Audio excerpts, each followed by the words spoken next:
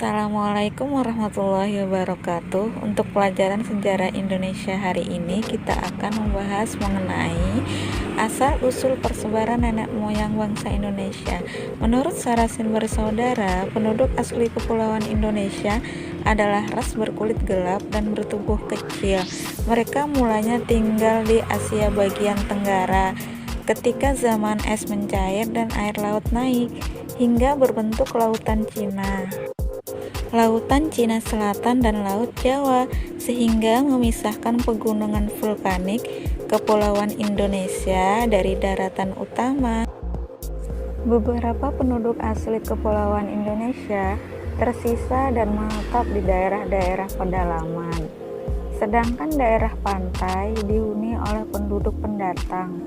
Penduduk asli di pulau disebut sebagai suku bangsa Veda oleh Sarasin. Ras yang masuk dalam kelompok ini adalah suku bangsa Hyeng di Kamboja, Miaotse, Yaojin di Cina, dan Semenanjung Malaya. 4 suku itulah penduduk asli di Kepulauan Indonesia. Beberapa suku bangsa seperti Tugu, Luwu, Talang Mamak yang tinggal di Sumatera dan Kelala di Sulawesi merupakan penduduk tertua di Kepulauan Indonesia.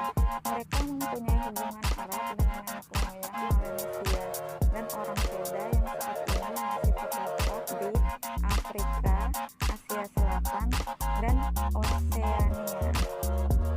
Veda adalah manusia pertama yang datang ke pulau-pulau yang sudah berpenghuni. Mereka membawa budaya petakas batu. Kedua ras Melanesia dan Veda hidup dalam budaya Mesolitik. Pendatang berikutnya membawa budaya baru, yaitu budaya Neolitik. Para pendatang baru itu jumlahnya jauh lebih banyak. Mereka datang dalam 2 tahap.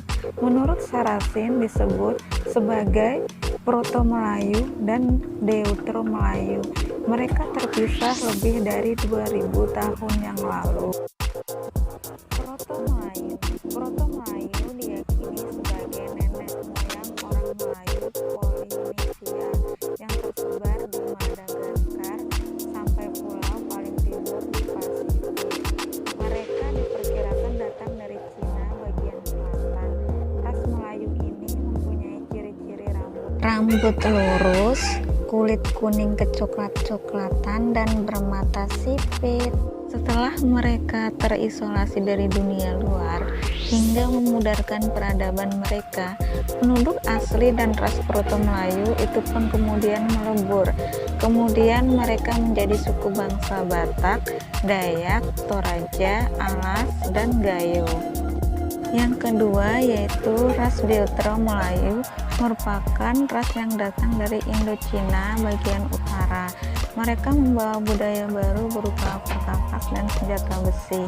Kepulauan Indonesia mereka disebut orang Dongson.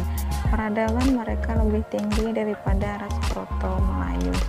Mereka mempunyai keahlian mengerjakan logam dengan sempurna. Alat yang mereka tinggalkan di Indonesia berupa kapak bersegi panjang. Peradaban ini dapat dijumpai di Malaka, Sumatera, dan Nusa Tenggara Timur. Kedatangan ras Deutero-Melayu di Indonesia semakin lama semakin banyak. Kemudian mereka pindah ke hutan sebagai tempat baru. Pada akhirnya Proto dan Deutero-Melayu membaur. Selanjutnya menjadi penduduk di Kepulauan Indonesia. Pada masa selanjutnya mereka sulit dibedakan. Proto-Melayu meliputi penduduk di Gayo dan Alas Sumatera bagian utara, serta Toraja di Sulawesi.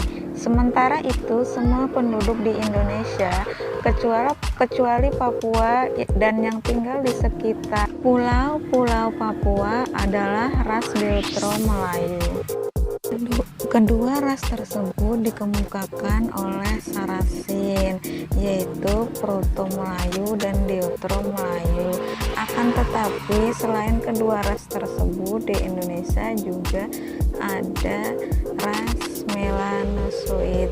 yang juga terdapat di pulau Indonesia. Mereka tersebar di lautan Pasifik, letaknya sebelah timur Irian dan benua Australia. Kedatangan bangsa Melanosuit di Papua berawal saat zaman es terakhir di tahun 70.000 sebelum Masehi. Pada saat itu Indonesia belum berpenghuni. Melanosuit, mereka hidup dengan menangkap ikan di sungai dan meramu tumbuh-tumbuhan serta akar-akaran dan berburu di hutan belukar. Rumah mereka hanya dari bahan yang ringan berupa kemah atau tadah angin didirikan di dinding gua. Itu pun hanya untuk tidur dan berlindung. Percampuran bangsa Melayu dan Melanosuit menghasilkan keturunan Melanosuit Melayu. Saat ini mereka merupakan penduduk Nusa Tenggara Timur dan Maluku. Selanjutnya, di Indonesia juga ada ras Negrito dan Wedit. Sebelum kedatangan kelompok-kelompok Melayu tua dan muda, negeri kita sudah terlebih dulu kemasukan orang-orang Negrito dan Wedit.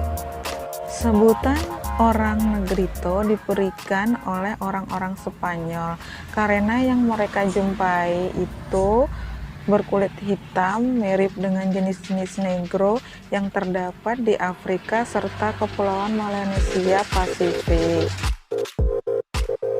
Nah, demikian tadi penyebaran ras asal-usul nenek moyang di Kepulauan Indonesia. Mungkin itu saja yang dapat Ibu sampaikan. Wassalamualaikum warahmatullahi wabarakatuh. Sampai berjumpa kembali dan tetap semangat belajar ya. Bye-bye.